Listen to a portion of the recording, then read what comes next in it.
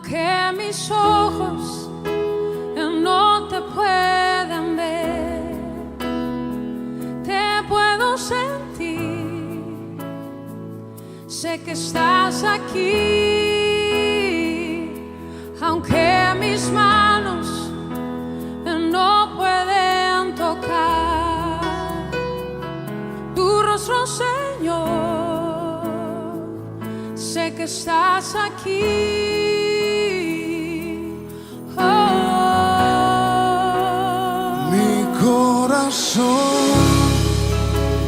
Puedes sentir tu presencia, tú estás aquí, tú estás aquí. Dios te bendiga, qué alegría poder estar contigo. Quiero invitarte a que nos sigas durante la Semana de Evangelismo Femenino, que ya empezó el pasado 29 de mayo y que va a terminar el próximo sábado 4 de junio. Nuestra meta es que te mantengas inspirado y cerca de nuestro Señor Jesucristo. El tema que me toca a mí se llama restitución para la eternidad, restauración eterna. Quiero romper el hielo con ustedes contándoles una intimidad. Resulta ser que cuando me pidieron hablar sobre este tema, restauración eterna, era un Jueves Santo de Semana Santa. Yo previamente, un tiempo antes, me decidí a tener una Semana Santa diferente, una Semana Santa en la cual yo iba a experimentar un reencuentro con Dios. Entonces dije que el jueves, el viernes y el sábado santo iba a ser ayuno y oración, y que durante ese tiempo y le iba a buscar a Dios para tener un reencuentro con Él. Ese jueves que yo empecé mi Semana Santa y mi ayuno y estaba orando, al terminar yo le había dicho a Dios que quería que Él me use, que quería ser un instrumento de Él. Y pueden creer que cuando terminé de orar, me escribió la encargada del área del Ministerio de la Mujer, con quien yo ya vengo trabajando, apoyando las actividades de la iglesia, y me dijo que en la Semana de Evangelismo Femenino había un lugar para dar un mensaje, y me preguntó si yo quería tener a mi cargo ese día. Y la verdad que yo sentí que Dios me escuchó, que escuchó mi oración, porque yo le había pedido ser un instrumento a pesar de mi inexperiencia. Entonces cuando le dije que sí, que estaba dispuesta, yo pensé que podía yo elegir el tema. Y cuando le dije el tema que voy a hablar, ¿cuál va a ser? Me dijo restauración eterna. La verdad que me asusté un poco porque es un tema muy profundo, pero ahí me di cuenta de que realmente Dios escuchó esa oración. Cuando nosotros le abrimos nuestro corazón, Él realmente, y le pedimos que Él nos use con sinceridad, Él responde inmediatamente. Así que le dije a Dios, bueno, ahora ayúdame a escribir contenido para que lo que yo diga con respecto a este tema tan profundo le pueda tocar el corazón a las personas. Y así fue que el viernes, al día siguiente, me senté a preparar el contenido. Y quiero contarles que la palabra restauración para mí no tenía un significado muy preciso. Entonces comencé a investigar para saber cuál era el origen de la palabra restauración o restitución. Quiero comentarles que la palabra restauración viene del latín, que tiene tres léxicos: restatuare o restatuatio, que significa una acción de reparar o de renovar. Entonces, cuando dividimos ese prefijo en re, la primera parte quiere decir irse hacia atrás o tomar impulso, ¿verdad? Después le sigue estauratio, que tiene que ver con ponerse de pie o levantarse para realizar una acción. Y la última parte, que es la acción, tiene que ver con lo que es el impulso hacia atrás y irse para adelante. Entonces para mí fue la palabra restauración o restatuario, es como cuando tomamos una flecha, tomamos impulso para atrás, colocamos directo donde queremos disparar y soltamos y eso se va. Eso quiere decir restauración o restauratio. Después investigué un poco más para ver cómo esa palabra encajaba en mi vida.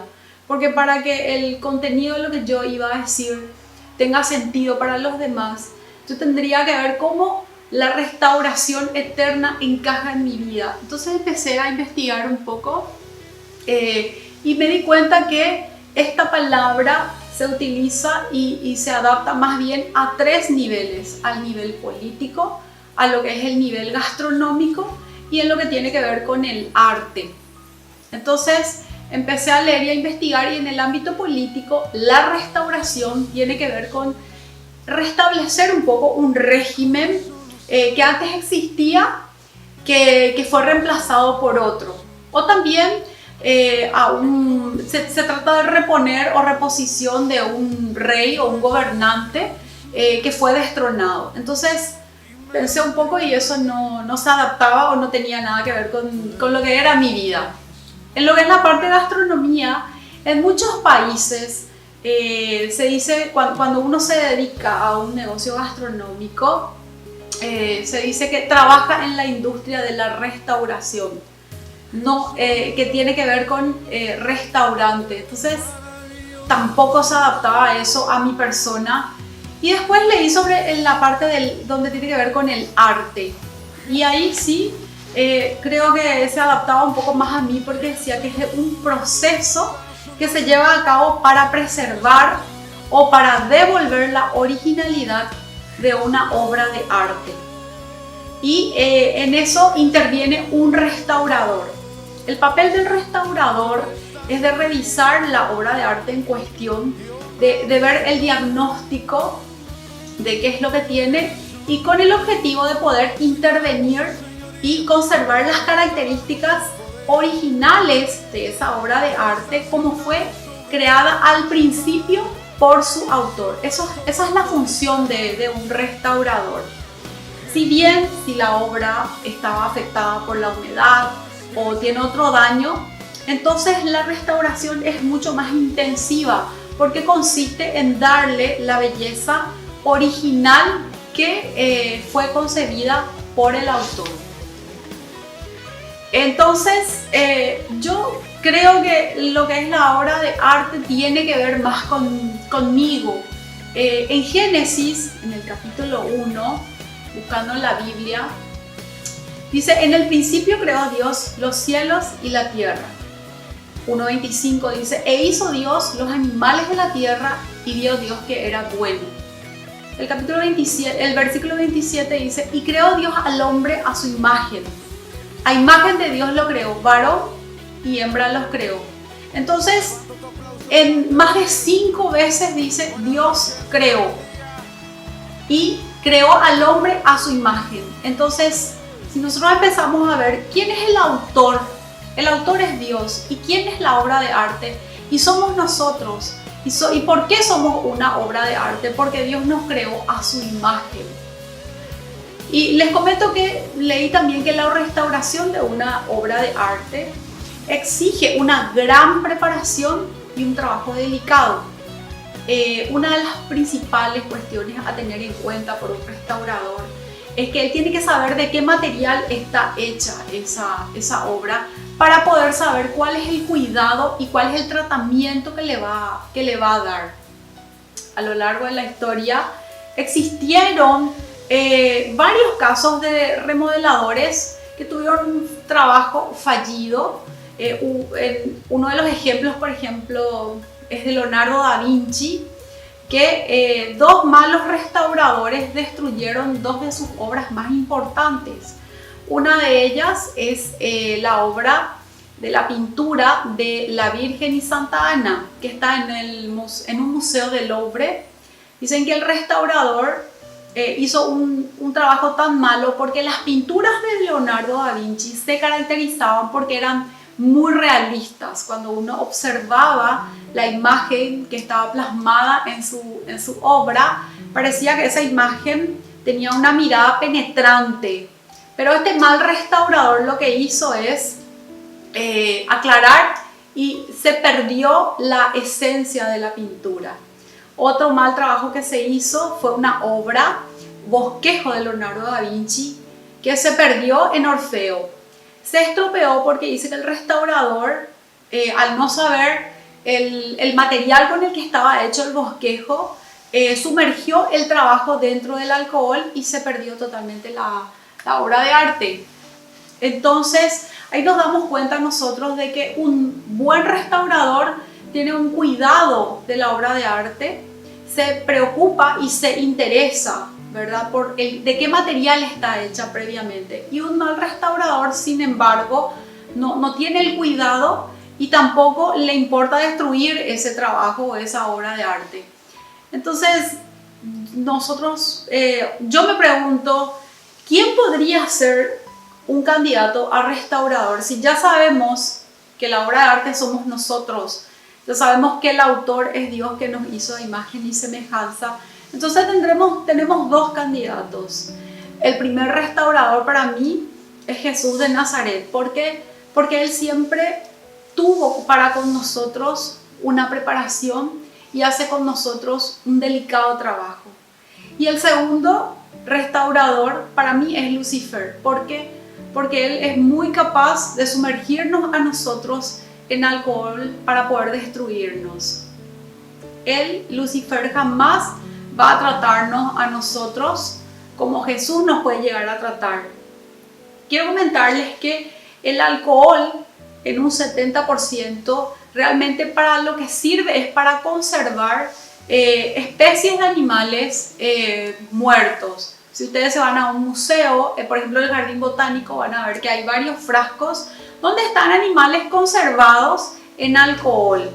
Nosotros somos una obra de arte, incluso quiero comentarles que algunas obras de arte como pergamino, antiguos papiros, esfinges y pirámides que estaban enterradas, al ser durante las excavaciones, cuando estas fueron expuestas al ambiente, automáticamente se disolvieron y se volvieron polvo por el mal cuidado que tuvieron los restauradores con respecto a este tipo de arte.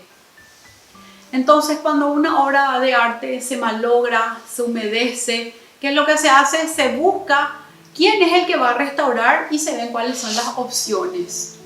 La exposición al ambiente, el moho, la humedad que nosotros tenemos en nuestra vida, la pérdida de colores originales, son las vicisitudes que nosotros tenemos, que no podemos evitar y que en algunos casos sí podemos, pero no evitamos.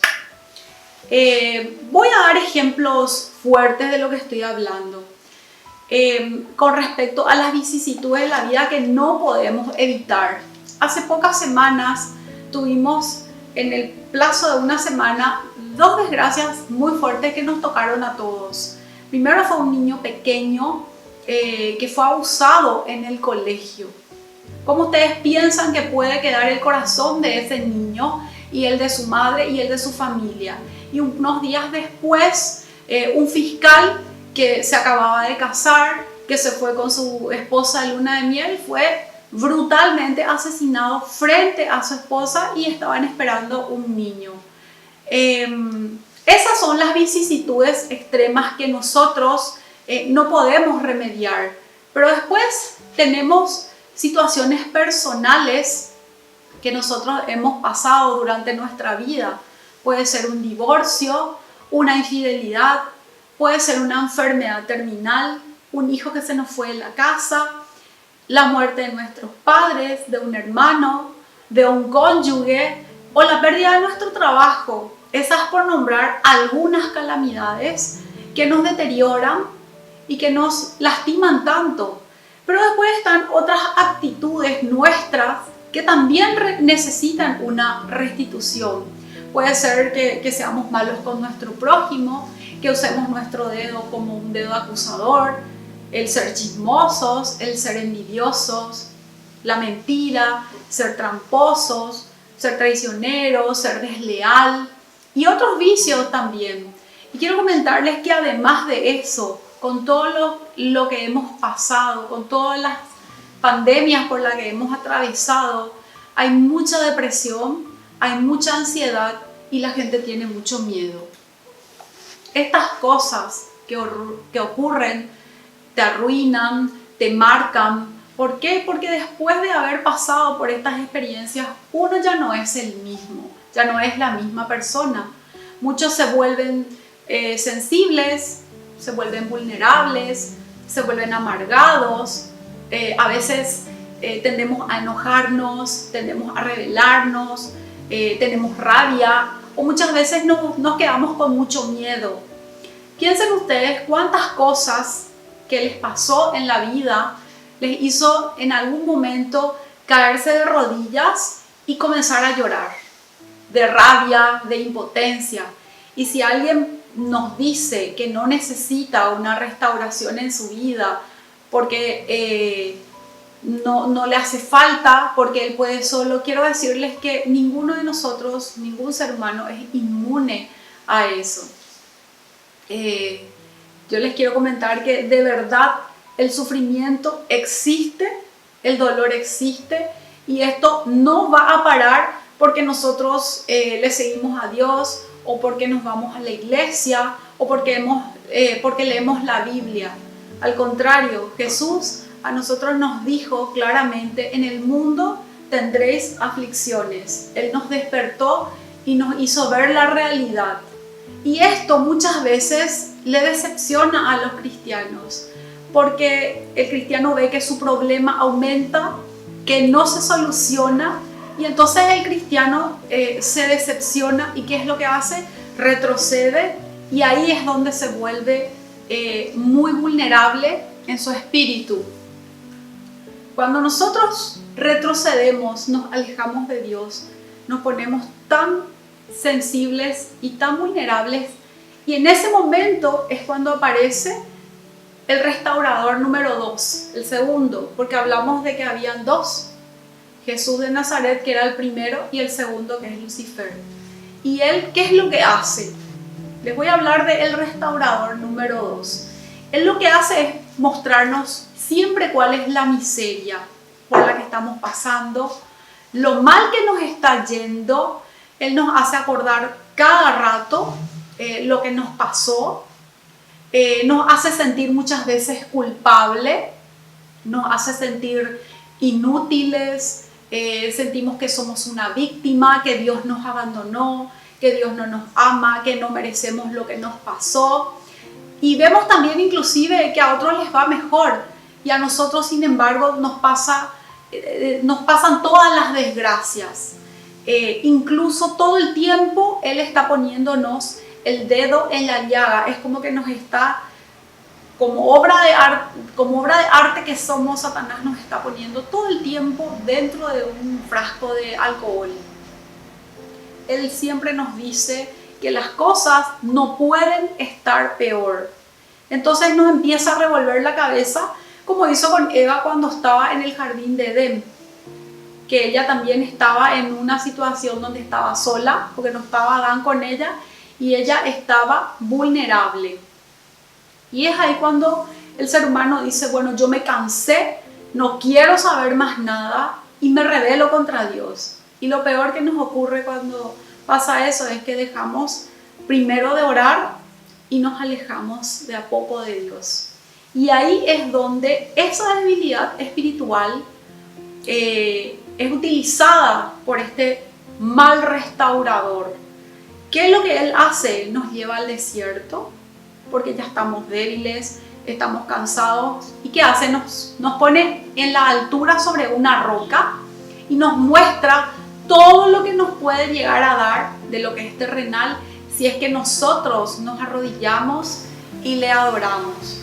En Mateo 4:7 tenemos el versículo donde dice: otra vez le llevó el diablo a un monte muy alto. Se estaba refiriendo a Jesús cuando estaba en el desierto 40 días orando y ayunando, y le mostró todos los reinos del mundo y la gloria de ellos, y le dijo: todo esto te daré si postrado me adorares. ¿Por qué pongo ese ejemplo entonces? Porque Jesús fue tentado en el desierto. Quiero decirles que es porque él también estaba vulnerable y el diablo sabía. Y entonces, ¿cómo es que Jesús no cayó? Porque estaba en las mismas condiciones que podemos estar nosotros. Porque él estaba orando y porque nunca se apartó de Dios, a pesar de las circunstancias por las que él estaba pasando. Jesús se estaba preparando para lo que venía, porque él sabía que Judas le iba a traicionar vendiéndole por 30 monedas de plata. Sabía que Pedro le iba a negar 3 veces cuando que Jesús le hizo caminar sobre las aguas. Sabía que sus demás discípulos, que fueron sus amigos, le iban a abandonar. Él oraba, ¿por qué? Porque Jesús también era una obra de arte y en ese momento necesitaba prepararse porque él también tenía que ser restituido. Juan 1:14 dice, y el Verbo se hizo hombre y habitó entre nosotros. Él también pasó por las mismas vicisitudes por las que nosotros pasamos. Por eso se fue al desierto, por eso ayunó, por eso oró y estuvo vulnerable y también el diablo le tentó. Él también se tenía que restaurar. Imagínense por lo que pasó Jesús, que desde antes de nacer él ya fue perseguido, nació en un establo, él fue calumniado, fue acusado, fue rechazado y fue tentado. Y encima Jesús sabía lo que le esperaba. A él le esperaba una masacre muy grande y una de las peores crucifixiones por las que un ser humano pudo haber pasado en la antigüedad. Imaginémonos que nosotros por un momento podamos ver nuestro futuro y sabemos todo lo que nos espera y que lo que viene para nosotros es una calamidad.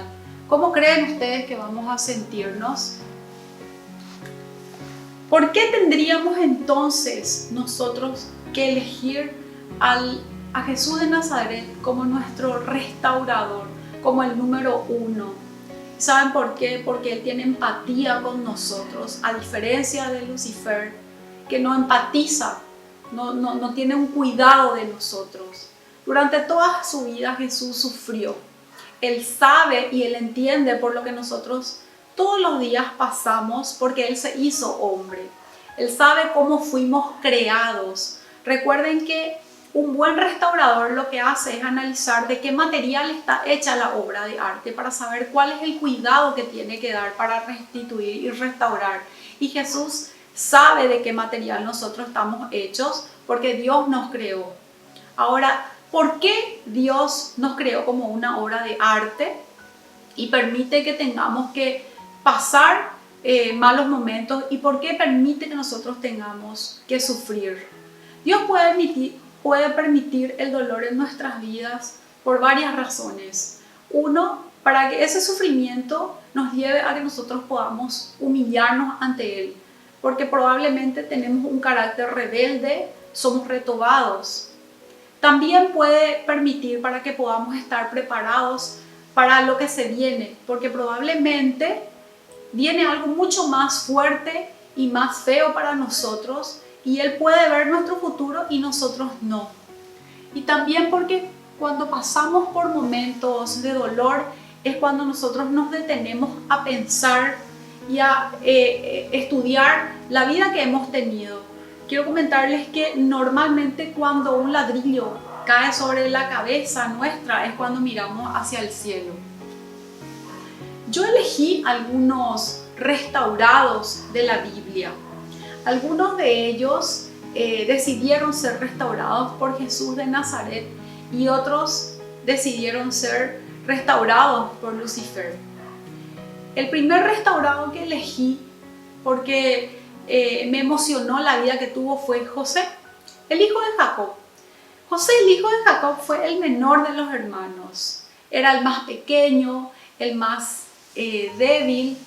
Era hijo de otra madre, no de la misma madre de los hermanos mayores. Y él era sujeto de envidia, lo odiaban, sus hermanos le trataban mal, le hacían la vida imposible, pero él siempre se mantuvo dentro de los caminos correctos. Pero ¿qué le pasó a él? Sus hermanos tanto odio le tenían que un día le raptaron, le tiraron en un pozo, le vendieron como esclavo José se fue a Egipto a trabajar en la casa de un oficial de gobierno.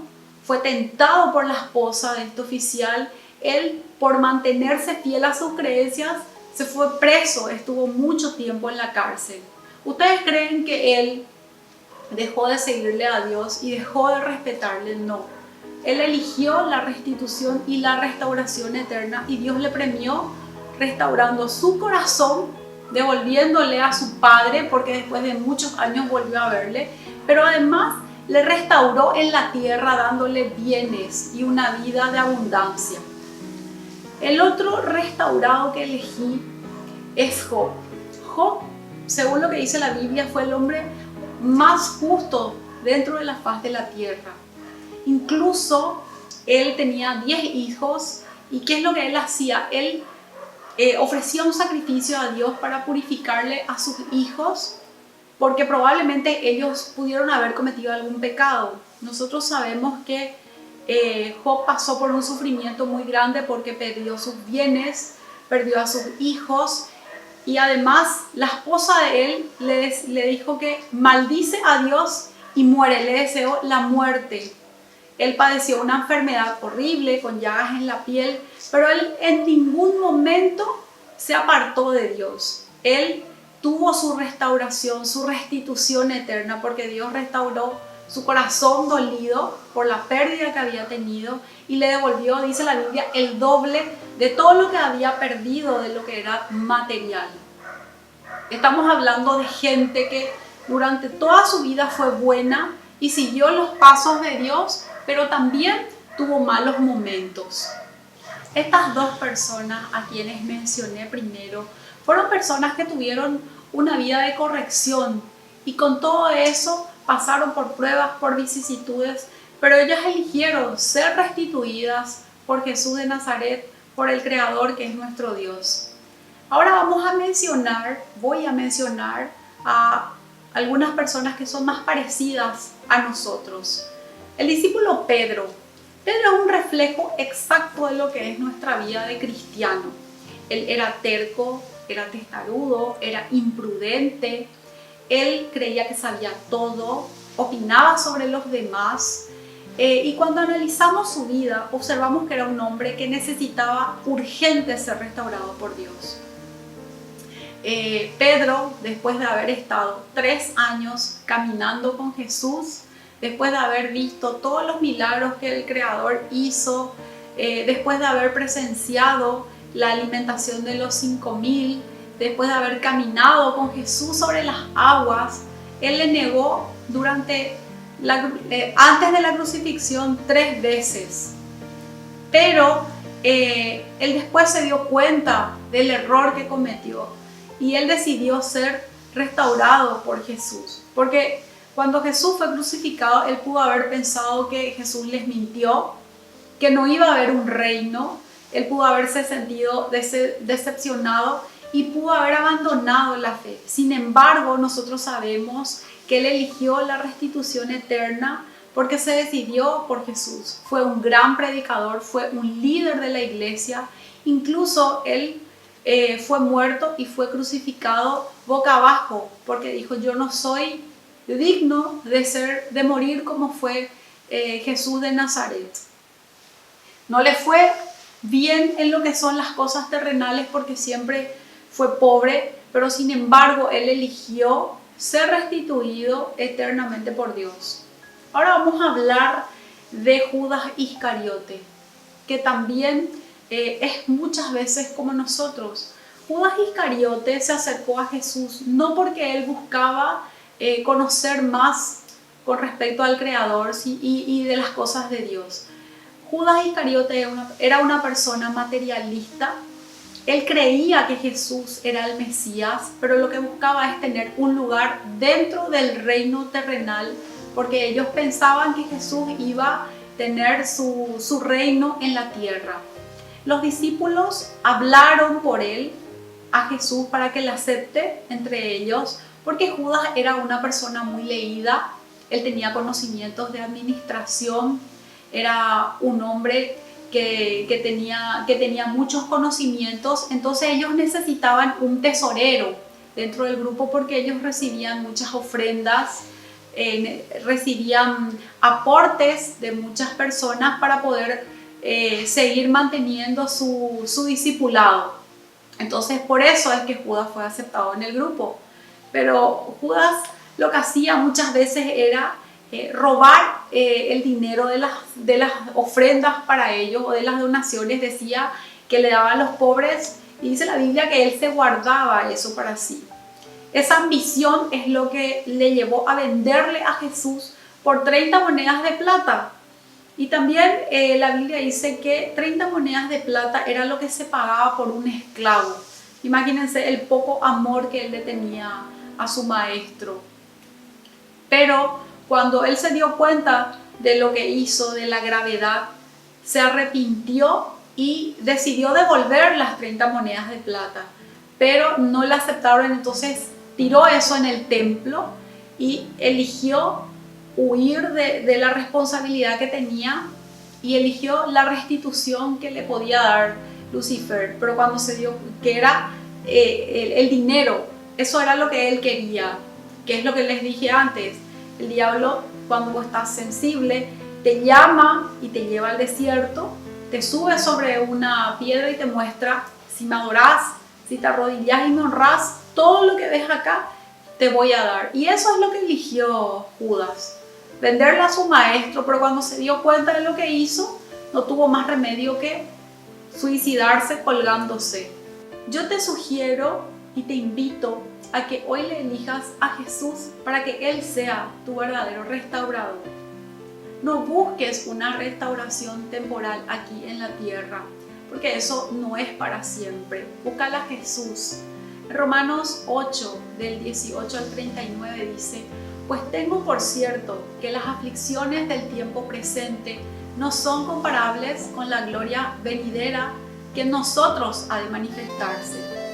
¿Quién nos separará del amor de Cristo?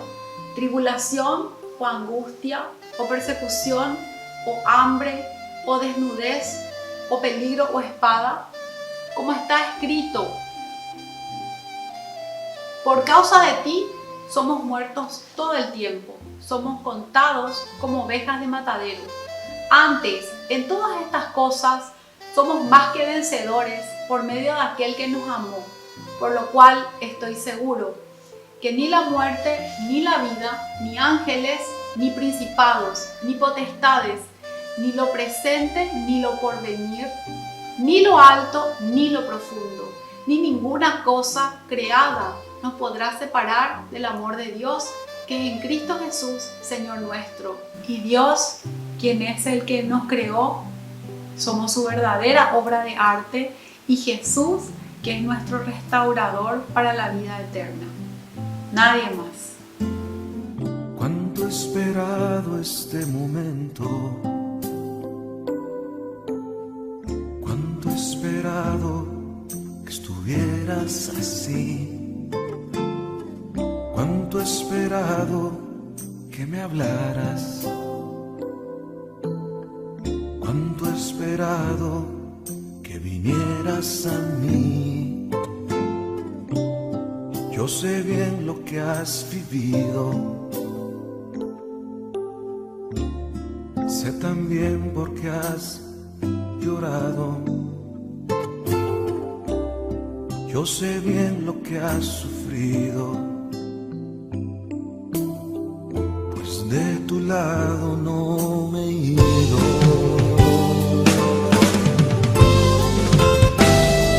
Nadie te ama como yo, pues nadie te ama como yo.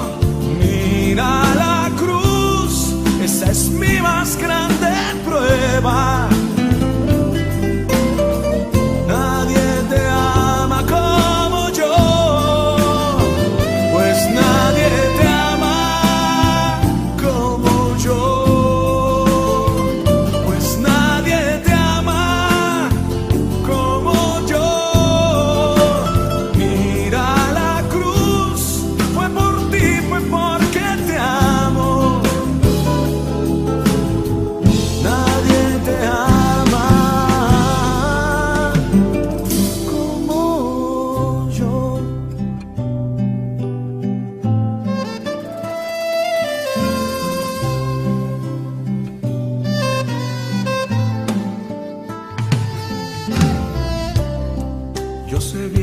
que me dices, aunque a veces no me hables. Sé bien lo que en ti sientes, aunque nunca lo compartes. A tu lado he caminado, junto a ti yo siempre he ido, aún a veces te he cargado. Yo he sido tu mejor